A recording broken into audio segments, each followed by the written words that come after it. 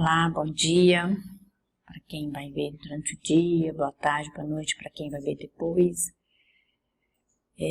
Nós hoje vamos refletir um pouquinho sobre a independência emocional e principalmente sobre a dependência, né? Eu já trouxe essa capa aqui em outra conversa, porque o tempo todo nós estamos sendo pressionados e colocados bem à frente, né? Frente a frente com as nossas emoções. E o que a gente faz com elas, né? Nós já falamos aqui das emoções positivas, negativas, já falamos que todas as emoções são bem-vindas e eu preciso aprender a acolher, entender e conviver com essa emoção. E muitas vezes a gente deixa que a emoção, principalmente a negativa, direcione as nossas reações, direcione os nossos comportamentos. E tem acontecido algumas situações bem trágicas, né?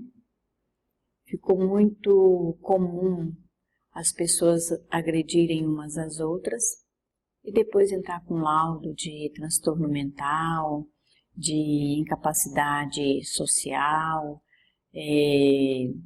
os famosos TOD, né? Os transtornos desafiadores, opositores, e aí a gente vai criando rótulos e parece que fica mais fácil, né? Eu me defender dos meus comportamentos antissociais com alguma descrição, com alguma conceituação, com algum rótulo. E isso tem feito nós psicólogos repensar uma série de situações onde as pessoas utilizam dessas nomenclaturas para se defender e achar que não precisa ter conhecimento e controle sobre si mesmo. Então, todos os dias, em todos os momentos, nós abrimos, né, o WhatsApp, o Instagram, um jornal televisivo ou um jornal físico e deparamos com algumas notícias que precisam ser repensadas, né? As pessoas precisam se repensar. Quem tem acompanhado aí as minhas falas, nós sempre trazemos sobre o autoconhecimento.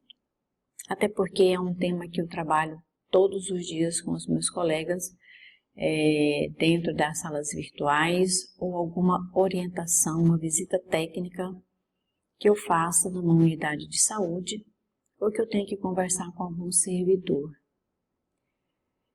Eu costumo dizer que a gente não deve e nem pode terceirizar a nossa vida. O que seria esse termo terceirizar?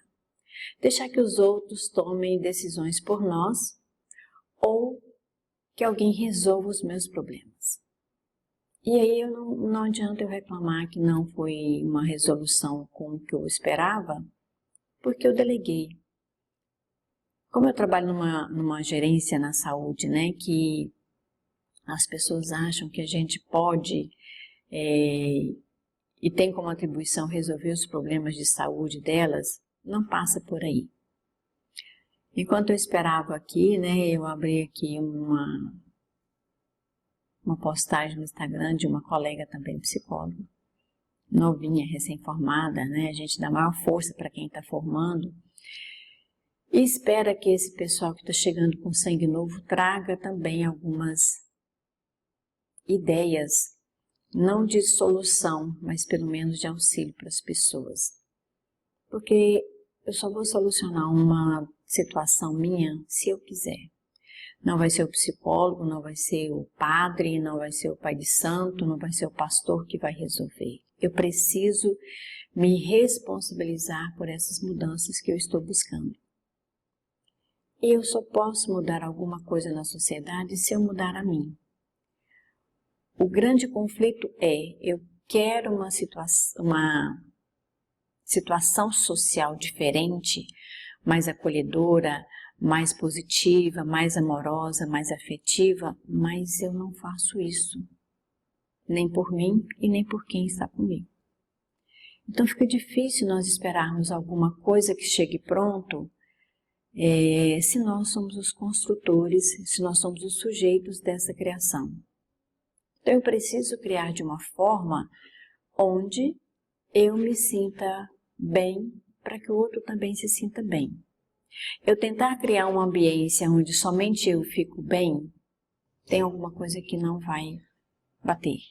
Essa conta não vai fechar. Então, como é que eu vou lidar com as minhas emoções? Como é que eu vou descobrir que eu sou dependente ou independente emocionalmente das pessoas? Lembrando que eu ser independente emocionalmente não significa que eu não preciso de ninguém, porque eu preciso sempre das outras pessoas. Desde a alimentação que eu faço até a roupa que eu visto, eu estou dependendo de alguém. Então eu não sou independente 100% das pessoas porque eu preciso delas. E eu sou um ser social, como todos nós, né? Que estamos fazendo parte de uma sociedade, que estamos nesse planeta, nós somos movidos por uma sociabilidade que nos mantém vivos, nos mantém saudáveis para uma convivência. Professora, mas como nós vamos falar em ser saudável numa sociedade adoecida? Aí a pergunta retorna: quem faz a sociedade? Somos todos nós. Sejamos saudáveis ou não, nós estamos presentes nessa sociedade. A questão é que nós temos que rever sempre os nossos valores, rever as nossas éticas para ver se estamos realmente atuando e convivendo com os outros dentro de uma ética e dentro de uns padrões que sejam aceitáveis para que a gente conviva bem. A questão é que nós fomos mudando os nossos padrões sociais e as nossas, vou colocar, tolerâncias, e nós perdemos um pouco o rumo da história. Ou, corrigindo, não perdemos o rumo da história, estamos criando uma história, escrevendo uma história diferenciada. E aí, nesse diferenciado, eu vou encontrar algumas coisas que me chamam a atenção. Nós vamos encontrar pessoas que vão brigar, literalmente, por essa mudança. Outros vão brigar por manter o que vinha acontecendo. E nós vamos encontrar pessoas que vão se isolar, como se isso não tivesse acontecendo. As três situações, se elas não são vivenciadas de uma forma clara e consciente, elas são patologistas e são adoecedoras. Porque toda vez que eu caminho para o extremo, eu estou adquirindo um sintoma de adoecimento. Quando eu abri essa postagem no Instagram, eu achei interessante que uma pesquisa que foi feita fora do Brasil, todos nós, até os 75 anos, vamos desenvolver um transtorno mental. Aí alguém pode pensar assim, nossa, mas que prognóstico negativo.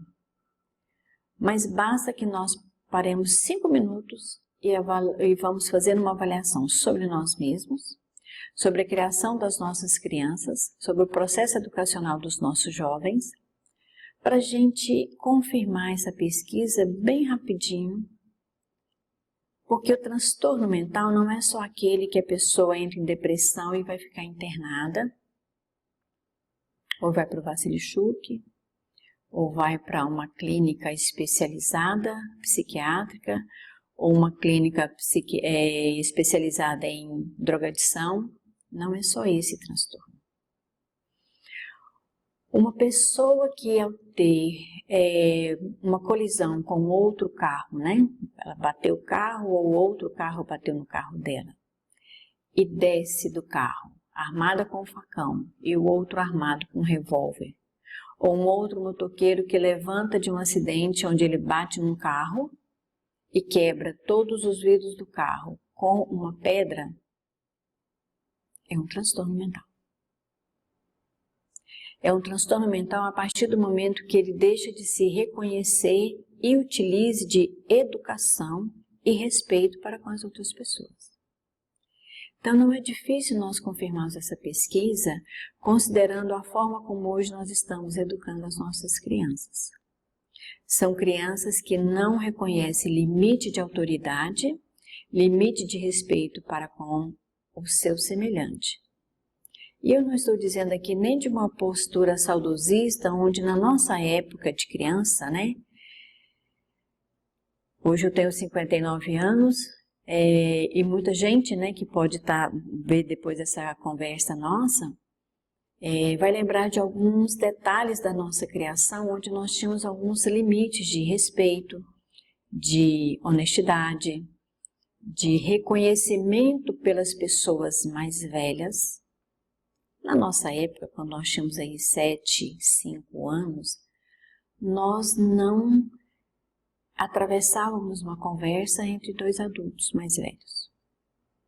Nós tínhamos receio de entrar numa sala onde tivesse 2 ou mais pessoas adultas conversando. É uma postura de algum controle, né? E para muitos de nós saudosista, mas hoje nós viemos exatamente para o outro extremo. São crianças que determinam alguns valores sem o amadurecimento necessário para defender aquele ponto de vista. O que eu quero dizer com isso?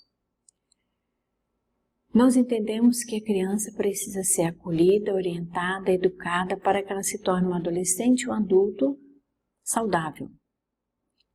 Mas nós não estamos dando conta de fazer isso. Então a probabilidade de nós termos daqui 40 anos adultos extremamente violentos, adoecidos, sem preparo para a frustração é 100%. E isso gera um transtorno mental. Por que gera um transtorno mental? Porque eu não consigo lidar com a frustração de que eu não posso ter aquilo que eu quero naquela hora. Aí eu desenvolvo uma dependência emocional, onde eu preciso ser agressivo e violento para conseguir o que eu quero. E aí eu faço o que com as minhas emoções? Eu não tenho controle sobre elas. Se eu fico com raiva, eu vou quebrar. Se eu fico triste, eu vou chorar. Desesperadamente, eu não vou parar e pensar por que eu estou triste. Eu só quero que alguém resolva a minha tristeza. Mas não é assim que funciona. Quando eu estou triste, eu preciso reconhecer essa tristeza, saber de onde ela veio, para que eu possa, pelo menos, procurar ajuda e aceitar a ajuda que chega. Porque quando eu não sei de onde vem essa tristeza e vem essas emoções que eu não consigo conviver bem com elas, dependendo do meu nível mental de percepção minha e do ambiente externo, eu não consigo nem perceber as ajudas que chegam. Então, quando a gente fala em independência emocional, é passar por toda uma situação que me causou tristeza, que me causou perda, que eu tenho que trabalhar um luto, mas nem por isso eu vou entrar num processo de isolamento tão forte a ponto de eu começar a entrar em depressão. Então, a capacidade de manter uma distância emocional e física das outras pessoas não significa que eu tenha que virar um ermitão. Nós somos seres sociáveis. E, para tal, eu preciso conviver com as pessoas. Tem momentos que eu preciso de me isolar tranquilamente. E está tudo certo, porque tem horas que eu preciso me isolar para eu saber quem sou eu. Para eu me reconhecer. Por que nós não nos reconhecemos hoje? Nós ocupamos todo o nosso tempo. Eu lembro que na aula passada eu falei disso, né? A gente ocupa inclusive o tempo que nós estamos dormindo, porque a gente não descansa durante o sono. O nosso cérebro não desliga, ele está em constante tarefa, em constante atividade, enquanto o meu corpo físico está tentando descansar. E aí é uma dificuldade para dormir bem, porque quando a gente fala em dificuldade para dormir, não é só ter insônia, é também ter um sono que não reparou o meu cansaço. É ter um sono que eu acordo cansada, indisposta, impaciente, irritada, que eu já chego na mesa do café da manhã, quando isso é possível de ser feito, brigando. Porque na maioria das vezes ninguém mais toma café junto. Ou se eu moro só, eu não me assento, relaxo, respiro para tomar um café. Então eu já saio comendo alguma coisa enquanto dirijo, ou eu saio comendo alguma coisa enquanto me desloco para pegar um coletivo, ou que seja um transporte qualquer que seja. Então esse isolamento, não necessariamente eu preciso me isolar no espaço físico. Eu me isolo dentro de mim, o que é mais complicado. Porque eu me isolo dentro de mim e o mundo aqui externamente está acontecendo. E eu faço parte desse mundo externo. Mas o meu mundo interno eu não sei como é que ele está. Então a dependência emocional é um transtorno em que a pessoa depende de um relacionamento para sentir-se bem. Isso vai desde a criança, que não entende que é os pais ou a família, quem é o cuidador dela, saiu para trabalhar e vai retornar. Porque não foi criado um vínculo de segurança e de confiança entre a criança e o adulto. Porque se eu digo para a criança uma vez que eu vou fazer tal coisa e não faço, ela passa a não ter segurança naquela relação. Ela passa a não acreditar. E aí a dependência emocional dela começou naquele momento, que se não for trabalhada ao longo da vida dela, ela vai ser um adulto inseguro, ciumento, ansioso, com dificuldade para se reconhecer. E isso é muito delicado, né? Porque a pessoa precisa ficar o tempo todo cercado de outras pessoas, porque ela tem um medo excessivo da solidão. Mas quem disse que não estar em solidão significa estar cercado de pessoas? Às vezes eu posso estar numa multidão e me sentir solitário. E às vezes eu posso estar sozinho em casa e me sentir super bem. Isso, mais uma vez, passa pelo autoconhecimento, pela minha autoestima elevada para perceber que mesmo sozinha eu estou bem. E que basta eu querer ter uma companhia para sair e procurar uma companhia para tomar um café, para tomar um sorvete, para ir ao cinema, mas eu posso fazer tudo isso também sozinha e está tudo bem. Só que às vezes isso é um processo muito delicado para a maioria das pessoas. Tem gente que, como mora sozinha, não cozinha para si. Ah, não, só eu chego em casa e faço alguma coisa. E aí o processo de alimentação física, né, a educação alimentar, ela começa a interferir em todo o meu processo de ser. Começando pelos hormônios, começando pela perda ou ganho de peso, começando por toxinas, e aí a gente vai enumerar uma série de questões que vai interferir na nossa emoção. Porque quando eu me alimento mal, o meu sistema emocional, o meu sistema límbico lá dentro, mais interno do cérebro, onde é gerado as minhas emoções e os meus sentimentos de gratidão ou de ingratidão, eles começam a fazer mal. Então eu preciso reconhecer que eu estou bem até tomando um copo de água. Porque nós precisamos de água. Senão nós vamos desenvolver doenças físicas que vão interferir no nosso emocional e vice-versa. Então, quando a gente precisa, falar da dependência emocional, o caso mais clássico que a gente tem é do relacionamento de casal. E daí a gente encontra inúmeros relacionamentos abusivos. Ao ponto de nós que estamos acolhendo principalmente a mulher, mas já tem vários casos, né, de o homem também procurar ajuda porque ele se vê num relacionamento abusivo, embora as pessoas achem que isso não é normal, que isso não pode acontecer, porque o homem é o macho da relação, porque o homem também tem sentimentos, porque o homem também tem emoções. A questão é que a nossa educação cultural não permite que o homem manifeste os seus sentimentos de forma positiva. Aí o que ele vai fazer? Manifestar de forma negativa. São os violentos, são os agressivos, são os que maltratam as esposas e os filhos.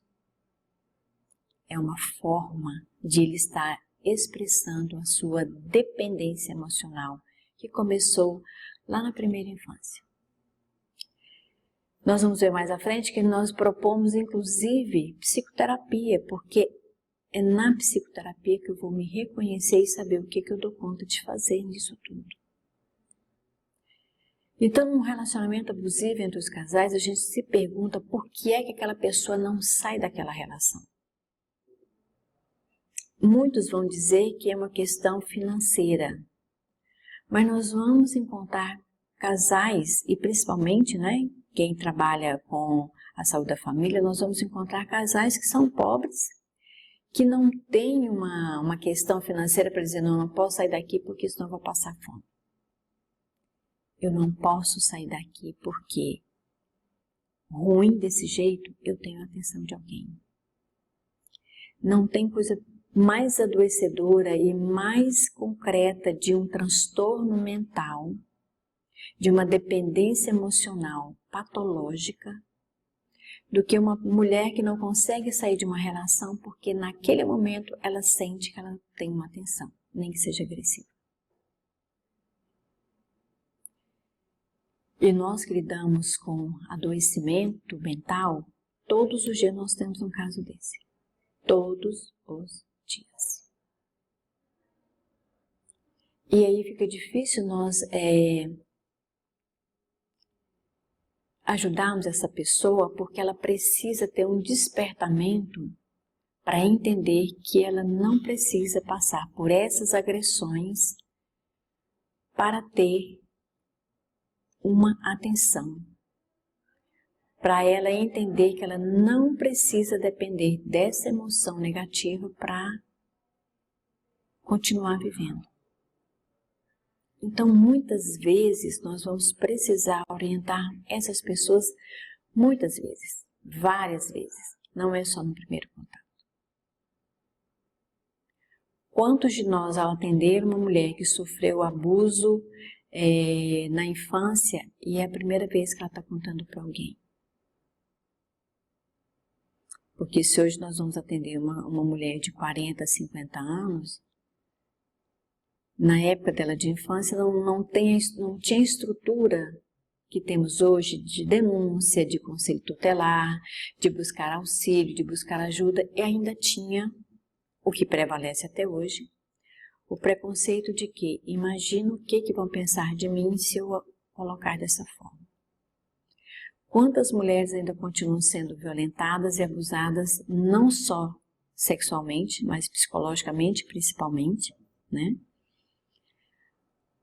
A violência psicológica ainda é muito presente nas nossas relações.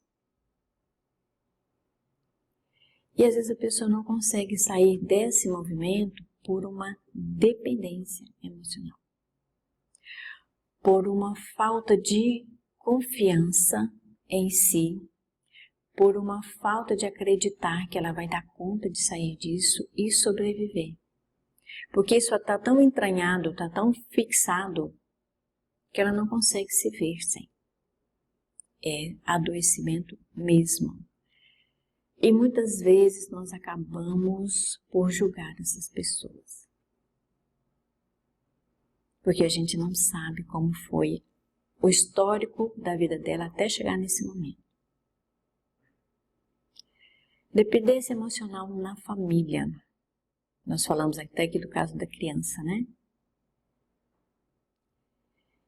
E quando eu, criança, tenho pais que manifestam essa condição de dependência emocional, eu vou aprender a mesma coisa.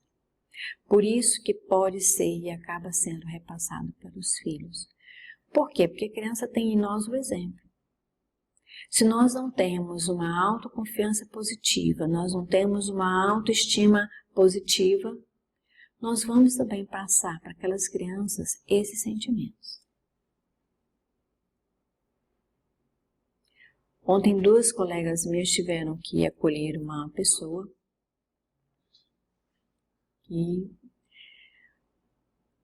a instabilidade emocional dela é tão grave que basta que aconteça a mínima situação que ela não tenha controle para ela surtar.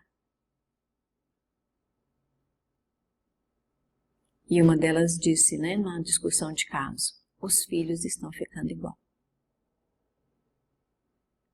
Porque os filhos aprendem que cada vez que eu não tenho alguma coisa que eu quero ou que a situação fugiu ao meu controle, eu vou entrar em pânico, eu vou gritar, eu vou agredir, eu vou fazer qualquer manifestação para eu conseguir o que eu quero. Isso é razoável quando a criança tem 1 ano, 2 anos, porque é o momento, é o estado da birra, da necessidade, do desejo que ele tem de possuir algo. Isso é lá. A partir daí nós começamos a educar a criança para lidar com a frustração. Se eu não consigo lidar com a frustração, eu vou levando isso para a minha vida. Pessoal, profissional, social. Onde eu vou aprendendo, pela minha estabilidade emocional, que eu só consigo as coisas se eu surtar. O meu cérebro condicionou isso. E as minhas emoções também. Então isso é muito delicado porque quando nós estamos falando de dependentes emocionais, ele não consegue perceber nada de bom. E muitas vezes nós fazemos isso com as crianças. Poxa, mas você é burro, você não aprendeu que é assim que faz? Ele tem processo de aprendizado. Nós adultos, quando nós mudamos de ambiente de trabalho, nós temos que reaprender. Ah, não, mas eu sempre fui uma enfermeira que sempre fiz todas essas atividades por onde eu passei. Ok. Só que você está chegando num lugar que tem regras diferentes. As diretrizes podem estar escritas no papel, lá no POP, mas é um ambiente diferente, são pessoas diferentes, chefia diferente. O espaço físico é diferente. Tudo é diferente. Então, por mais que eu consiga acumular informações e conhecimentos, eu preciso me abrir para as mudanças que podem acontecer. Eu posso sair de uma unidade PSF e ir para outra unidade do mesmo jeito. Só que eu vou conviver com pessoas que eu estou conhecendo naquele momento, com uma chefia também que eu estou conhecendo, com um espaço físico que é diferente. Porque, por exemplo, na nossa casa, a gente acha as coisas até no escuro, se é uma pessoa organizada. Se não for organizada, nem no claro, nem no de dia vai achar. E na unidade de trabalho é a mesma coisa. Às vezes eu falo assim, não, é o armário na porta direita, na parte de cima. A pessoa vai lá e encontra. Quando eu chego no ambiente de trabalho, eu preciso saber se tem armário. E se as coisas que eu guardava no meu armário anterior, na porta do lado direito, na parte de cima, estão os produtos ou os objetos que eu estou procurando naquele momento. Então, essa mudança faz com que em alguns momentos eu me sinta desconectada, eu me sinto insegura, eu fico ansiosa, para dar conta de aprender os lugares. Ok, aprendi, descobri, passou.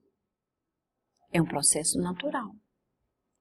Agora, se o tempo todo eu fico comparando a equipe que eu estou conhecendo com a equipe que eu deixei, não vai dar certo. Como diz a galerinha, vai dar ruim.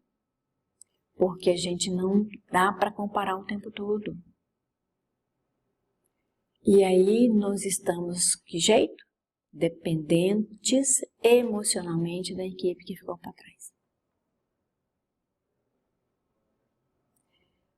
Se eu mudo de local de trabalho, se eu mudo o trajeto, até o trajeto que eu vou percorrer é uma mudança. E vai despertar sentimentos de ansiedade, de insegurança. Mas eu preciso lembrar que são mudanças que movem o nosso progresso, inclusive o nosso próprio. O nosso progresso de estabilidade emocional, o nosso progresso de estabilidade de saúde física. Por incrível que pareça, a gente precisa nos perceber e a gente não faz isso como globais.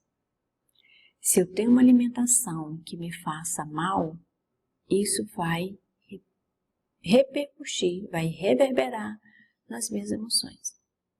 Quem de nós que trabalhamos felizes, saudáveis, sorrindo, se estivermos sentindo dor? Nenhum de nós. A gente começa disfarçando algum período, depois não dá conta mais. Ou eu preciso de um tempo, ou eu preciso desacelerar meu ritmo, preciso tomar um analgésico. Então a gente vai se reconhecendo para perceber que nós precisamos ter a nossa independência física, emocional, financeira. Ah, professora, num país estável que não o nosso? Sim, num país estável que não o nosso, porque é aqui que nós estamos. Nós não vamos aprender e nos organizar num país que nós não estamos lá. Nós precisamos nos organizar aqui. Inclusive nos organizar em movimentos sociais para que o que acontece, né, na sociedade, no nosso meio político, nos nossos governantes, nós precisamos nos organizar enquanto movimento social para que isso tenha mudanças. Precisamos ter essa consciência, né? Que também acaba interferindo na nossa dependência ou independência emocional. Por isso que a pesquisa diz, até 75 anos, qualquer ser humano vai ter um transtorno mental. Nós viemos de um período de pandemia, que até hoje tem pessoas chocadas, pessoas que não conseguiram voltar ao trabalho, pessoas que perderam, inclusive, a estabilidade financeira, porque o provedor da casa foi que morreu de Covid. Ou, se não morreu, está dependente, 100%. Então, as mudanças que aconteceram na pandemia ainda estão reverberando atualmente. E nós precisamos alertar para isso. A maioria da população se vacinou da gripe, mas ainda temos casos fortes de gripe. Por que será? Cabe uma pergunta, cabe uma análise. Não é só dizer, a vacina não presta, a vacina não fez efeito. Será que é só isso? Será que não nos cabe perguntar se a nossa alimentação está adequada, se os nossos cuidados com EPIs estão corretos? E para a população em geral, será que elas estão se cuidando? São perguntas que nós precisamos fazer e orientar que o nosso paciente também se faça. Porque para o paciente, para o usuário do Sistema Único de Saúde, se ele não é atendido a contento, ele só reclama, mas ele também não faz ações para que modifique. E também não tem o cuidado individual que deveria ter. Né? Então, reflexão significa nós pararmos e pensarmos em nós como um todo, enquanto saúde física, emocional, mental, alimentação, cuidados com o corpo. Ontem uma pessoa me encontrou, uma colega que nós trabalhamos juntos, já tem um tempo que cada uma foi para um lado diferente. Ela falou, se você ainda tem a mesma memória daquela época, Eu falei, olha, eu prezo por ter uma boa memória. Eu fico atenta aos cuidados que é possível ser feitos para que eu tenha uma boa memória. Por quê? Se nós vamos desenvolver um agravo de saúde que vai nos levar à morte, que a gente faça isso da maneira mais consciente possível. Ou não é porque eu estou acima do peso e vou morrer de qualquer maneira que eu vou continuar comendo, porque eu vou sofrer antes de morrer. Morrer é uma situação que todos nós sabemos que vai acontecer.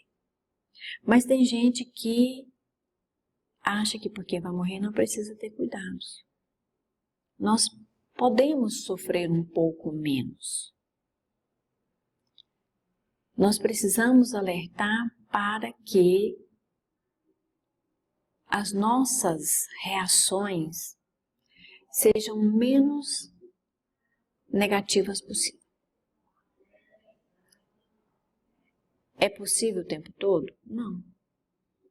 Mas não é impossível o tempo todo.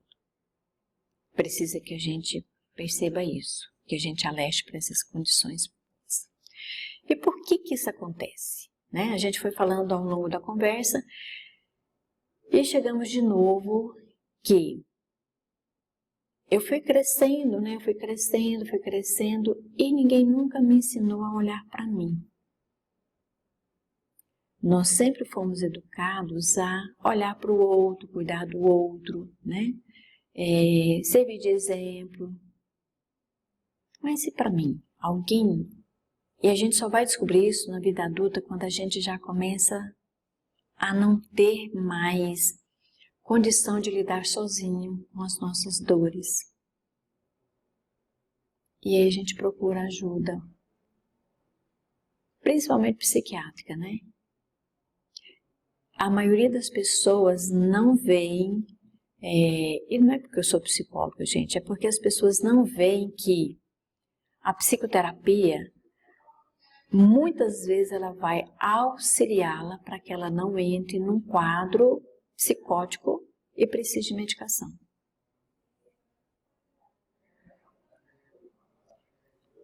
Algumas pessoas mais jovens, 20, 25 anos, 18 anos, já começaram a perceber que, opa, preciso de psicoterapia, antes de ir para o psiquiatra. Os dois são importantes porque eu tenho quadros mentais que eu vou precisar de medicação. Mas eu tenho quadros mentais que não precisam entrar em medicação, mas precisa que eu me reconheça. Para que quando eu perceba que eu estou muito dependente da opinião do outro, isso significa dependência emocional, eu entender isso. Aí eu lembro lá na minha infância, o que foi que aconteceu que eu perdi a confiança em mim.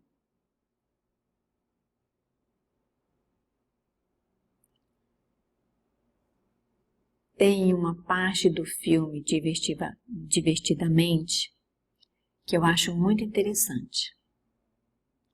A alegria quer que a menininha esteja alegre 24 horas por dia, 100% alegria.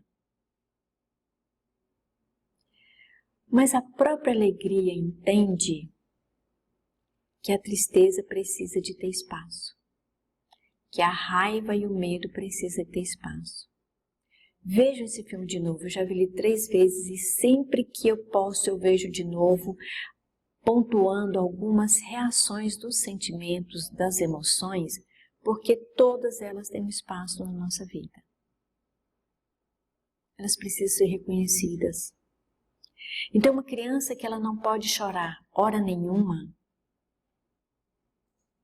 ela começa a se isolar na dor dela, porque ela tem uma dor tão forte, mas ela não pode expressar essa dor. E aí eu vou carregar isso para a minha vida adulta. E aí vem a insegurança, a autodepreciação, a descrença em mim mesmo de ser capaz de fazer alguma coisa porque eu tive ou um excesso ou uma ausência de cuidados. A criança que hoje tem tudo satisfeito ao tempo e à hora, como dizia minha avó, né, essa expressão muito dela, ao tempo e à hora que ela quer, ela vai desenvolver uma insegurança no futuro. Porque ela vai deparar em algum momento da vida dela que ela não pode ter tudo o que ela quer na hora que ela quer. Ela vai aprender que ela não pode terceirizar a vida dela. E esse aprendizado é muito sofrido. É muito cheio de angústia. E aí a tristeza começa a tomar o seu lugar. Só que ela toma o seu lugar de uma forma que não foi elaborada. Então, quando nós entendemos que o medo é necessário, mas ele não pode me tolher nas minhas ações, eu começo a me reconhecer. Quando eu estou com medo, quando eu estou inseguro. Gente, insegurança faz parte da nossa vida. Porque se eu vou atravessar uma ponte e eu estou vendo que em algum lugar ela está fragilizada, é claro que eu vou ficar insegura de atravessar a ponte. Dependendo da profundidade do rio, da altura da ponte, de quem está comigo. E isso é reconhecimento das minhas emoções, dos meus sentimentos. E aí é nesse momento que eu paro e penso, eu estou sendo dependente ou independente das minhas emoções? É um exercício que a gente tem que fazer o tempo todo. Então, quando a gente tem toda uma carga emocional, né, muito envolvido em emoções negativas, eu preciso de pedir ajuda. Eu preciso de pedir socorro. Eu preciso entender como é que eu construo uma independência. Não é sair dizendo, a partir de hoje eu não dependo de mais ninguém, pode falar o que quiser, que eu vou fazer o que eu quero. Não é bem assim. Aí é outro extremo, é um surto, né? Que não funciona dessa forma. Porque eu preciso gradualmente ir conhecendo o que eu preciso ser dependente e o que eu preciso ser independente. Porque vamos parar e pensar. Tem umas coisas que são muito boas a gente ser dependente. Mas aí eu tenho que saber que quando aquela coisa boa que eu sou dependente estiver ausente, eu não vou entrar em surto ou em isolamento. Eu posso até apreciar essas coisas, mas eu não posso ser dependente delas. Eu posso curtir uma companhia, né, para viajar, para conversar, para tomar um café. Ok, mas eu não posso depender 100% dessa pessoa para viajar, para tomar café e para sair. Porque essa pessoa pode morrer. Faz parte do processo natural. E se essa pessoa morrer, eu vou passar por um luto? Sim, claro. Mas eu vou passar por um luto vivenciando as coisas boas. E vou seguir a minha vida. Porque eu não posso ficar lá no luto patológico. E essa semana ainda eu ouvi uma expressão muito interessante, né? Fiscal de luto. E aí eu fui ler para entender. Tem gente que não dá conta de ver o outro que acabou de perder algo ou alguém tendo uma postura feliz. Se a postura da pessoa está bem, ok, né? Vamos observar para ver se ela vai ficar o tempo todo nessa postura boa, porque volta uma hora ou outra, a gente vai chorar, vai ficar triste, vai ver uma foto daquela pessoa ou um prato que ela gostava de comer. É natural, o que também eu não posso ficar 100%, né, achando que está tudo bem e não vivenciar essa perda. Então a gente precisa ter cuidado com algumas coisas para dizer que o outro está independente ou dependente. Eu sempre digo, né? É uma linha muito tênue. É uma linha quase que imaginária.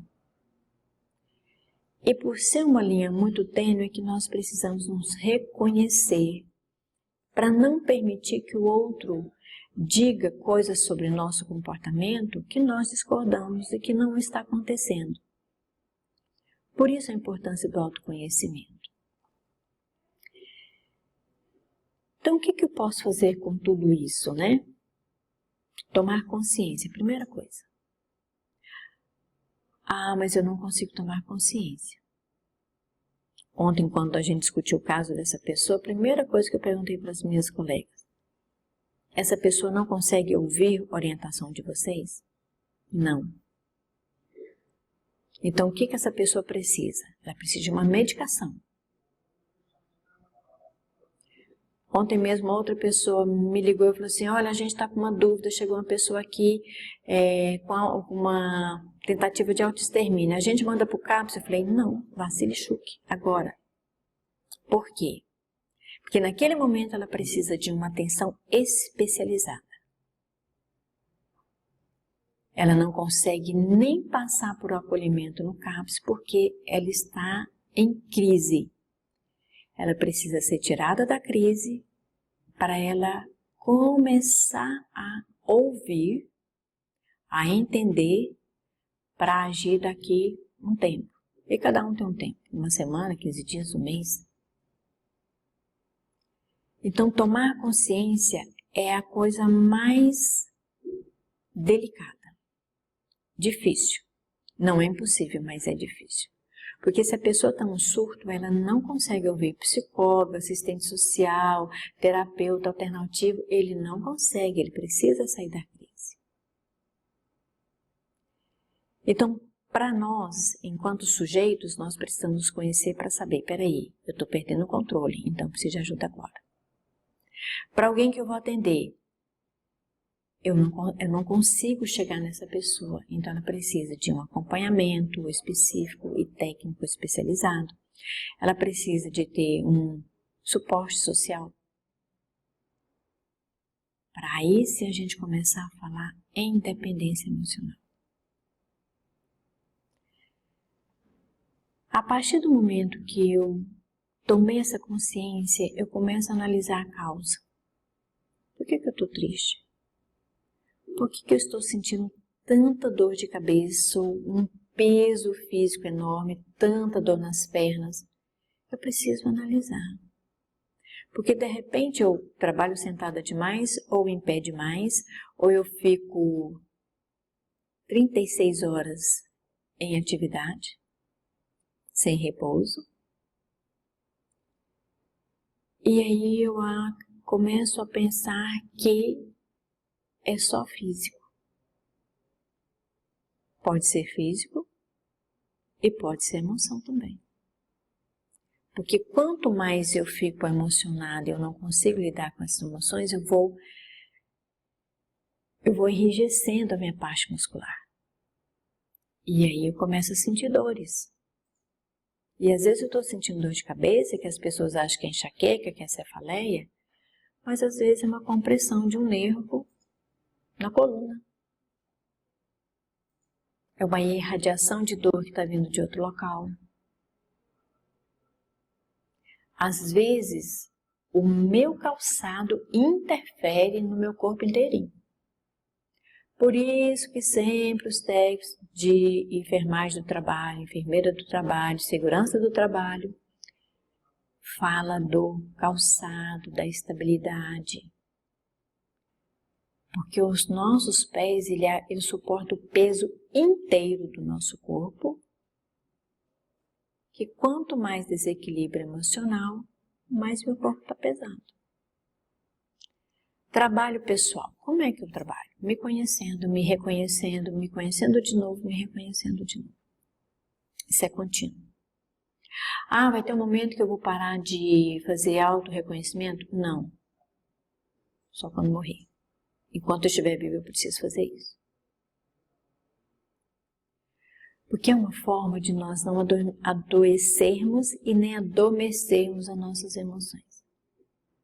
Quando eu faço isso, eu estou desenvolvendo uma independência emocional. Eu consigo me perceber e saber por que eu não estou bem. Aí eu começo a olhar para mim e não achar que eu estou ficando desse jeito por conta do outro. O outro já tem os problemas dele. Malo Hegdal, que é um psicólogo indiano, ele fala assim: para de achar que você é tão importante, que todo mundo vai te fazer mal, que todo mundo vai fazer alguma coisa para te atormentar. Você não é tão importante assim, né? Ele tem essa fala. Nós somos importantes para nós, não somos importantes que o outro vai investir todas as fichas dele em nós. Nós é que precisamos investir todas as nossas fichas em nós, para depois eu conseguir investir os outros. Fomentar relações sadias. Se a gente volta lá no relacionamento abusivo, né? Nós vamos encontrar pessoas que não conseguiram, ao longo da sua vida, conseguir desenvolver uma relação sadia. Desde a escola, ela vai ter relações que aproveitaram dela. É o coleguinha que rabiscava o caderno, o coleguinha que cortou a mochila, o coleguinha que carregou a borracha e o lápis dela. Ela chegou em casa e apanhou porque deixou o colega carregar. Aí ela cresce, vai ter sempre aquela amiga que utiliza dela para alguma coisa. E ela não consegue perceber isso. E aí, como ela não consegue perceber que aquela relação é abusiva, ela acha que ela precisa realmente daquela relação para continuar vivendo. Quando ela vai para um processo psicoterapêutico para perceber isso, ela tem uma dificuldade imensa em sair dessa relação, porque ela se vê incapaz de fazer novas relações. Porque a primeira relação que nós temos é conosco. Nós somos um ser social, mesmo individual. Autorresponsabilidade emocional. Eu preciso me responsabilizar por aquilo que eu sinto. Eu não posso colocar a culpa no outro. Eu não posso terceirizar minhas emoções. E nem meu jeito de ser e de estar. O que são crenças irracionais? Aquelas crenças que nós crescemos ouvindo. Não, isso aí não vai dar para nada não. Não, filho de quem é? Nossa, não. Se der alguma coisa é porque Deus pôs a mão. A criança vai ouvindo isso ao longo da sua existência e ela vai acreditar. Na última fala, eu sempre falo, né, que a humildade é diferente de humilhação. As pessoas acham que se forem humildes serão humilhadas, mas a gente precisa entender o que é isso. Então nós crescemos ouvindo que nós devemos ser humildes, mas sermos humildes não significa que seremos humilhados. A gente precisa separar isso. Então essas crenças irracionais, elas vão fazendo parte do nosso repertório para sempre se a gente não se responsabilizar. Tá difícil? Procura um psicoterapeuta. Sério. Técnico, especializado. Por quê? Temos algumas expressões, algumas falas ou alguns relatos de pessoas que às vezes não acreditam em psicoterapia porque não tiveram sorte. Isso não é sorte. Primeira coisa. Um processo psicoterápico é eu entrar em contato com a minha essência, me reconhecer e eu me responsabilizar pela transformação que eu estou procurando. Checklist de algumas coisas, faça isso, faça aquilo, faça isso, faça aquilo, por si só não vai resolver. Isso é externo. Primeiro eu preciso me reconhecer para saber se esse checklist de atividades eu acredito nelas e vou fazer. Porque senão não vai resolver. Então, a psicoterapia, quando ela é feita de uma maneira séria, centrada na pessoa que está procurando auxílio para se reconhecer, ela vai dar certo se o sujeito quiser fazer, né? É bom que você observe isso. Terapeuta nenhum vai alterar a sua maneira de ser. E terapeuta, leia-se, coach, terapias alternativas, outras crenças, porque a psicoterapia é que vai te auxiliar, se você assim o desejar, a se redescobrir. Conserve ou recupere seu espaço individual. É uma atividade que a gente precisa reconhecer o dia todo. Mas esse espaço não é o espaço físico da cadeira, da mesa, do computador, porque isso é externo. Se eu preciso brigar todos os dias pela minha cadeira, pelo meu computador, pela minha mesa, alguma coisa não está dando certo. Até porque se eu estou brigando por isso num ambiente que tem 3, 4 pessoas para usar uma mesma coisa, a briga está desfocada. Eu preciso brigar por condições melhores de trabalho, mas não brigar por aquele espaço como se fosse a minha extensão. Porque quando eu faço isso, a minha raiva aumenta, a minha dor física também. A minha descrença em fazer o trabalho aumenta e eu não vou ter motivação para o trabalho. Então, conservar ou recuperar um espaço individual é o meu espaço enquanto pessoa. Eu não me deixar invadir por opiniões, por sentimentos, por falas, por pensamentos de outras pessoas. É esse espaço que eu preciso ter.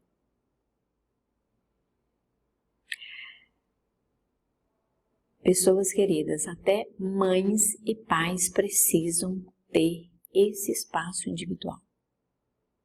Porque se eles não tiverem, se eles não recuperarem, eles não conseguem ser bons pais.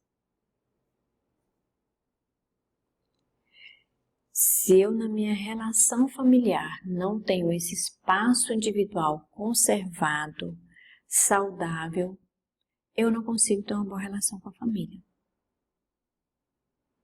Porque eu vou criar um paredão de proteção, daqui para lá eu resolvo, né? Mas internamente eu não estou bem.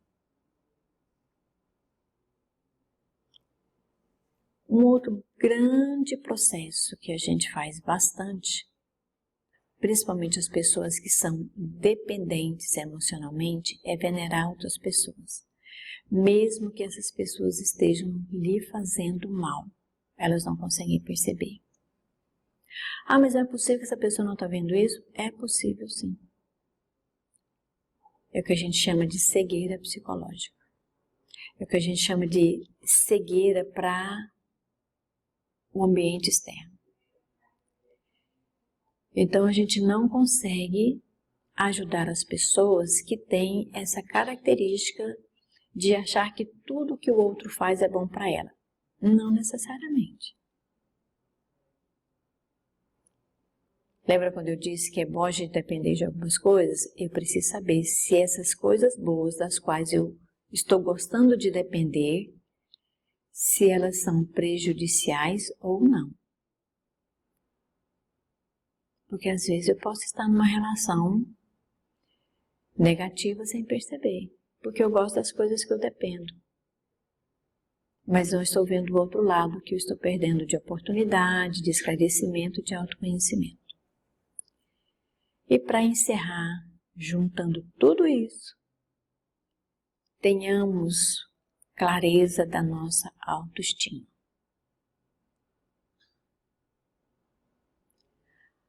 Às vezes, nós damos tanta importância às opiniões e reações das pessoas que a gente começa a perder a autoestima positiva. Nossa autoestima começa a rebaixar. vai desde os cuidados estéticos até a forma como eu trabalho, principalmente os cuidados estéticos. Sempre vai ter alguém falando da sua roupa, do seu cabelo, se maquia, se não maquia, por que até hoje você está de máscara. Eu já ouvi isso muito, né? Você nunca mais vai tirar essa máscara? Eu falei, dependendo do ambiente que eu estiver, não. É o que eu entendo por autocuidado. Então a gente precisa entender o que chega até nós e nos acrescenta, e o que chega até nós que nós vamos criar uma barreira de proteção. Agora, a barreira de proteção, às vezes ela precisa ser permeável. Por quê? Às vezes eu crio uma barreira de proteção tão densa e concreta que as coisas ruins não chegam, mas as boas também não. Então a gente precisa ser meio maleável, né? Nem tanto concreto, nem tanto esponja. Porque esponja é aquele que tudo que chega ele absorve, tanto bom quanto ruim. E o concreto é aquele que não vai chegar ao ruim, mas também não vai chegar ao bom. Então a gente precisa ter essa clareza sobre como somos, quem somos e como que nós vamos lidar com as situações que estão ao nosso redor.